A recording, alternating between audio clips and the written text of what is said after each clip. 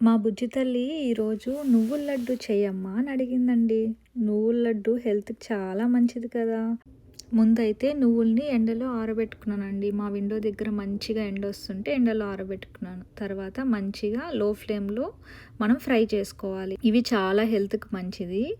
తర్వాత చల్లారిన తర్వాత మనం గ్రైండ్ చేసుకోవాలి.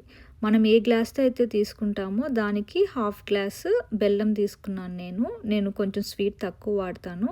తర్వాత పల్లీలు కూడా వేసి గ్రైండ్ చేసేసాననమాట. నెయ్యి వేడి చేసుకున్నాను. ఆ నెయ్యి వేడి చేసుకున్న దాంతో నేను ఈ స్వీట్స్ దాంతో కలిపేసాను. చిన్నగా నెమ్మదిగా ఉండలు చుట్టుకోవాలి.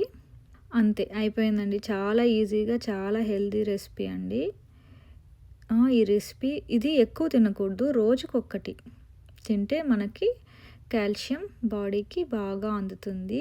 పిల్లల హెల్త్‌కి మంచిదండి. బోన్స్ చాలా హెల్తీగా ఉంటాయి.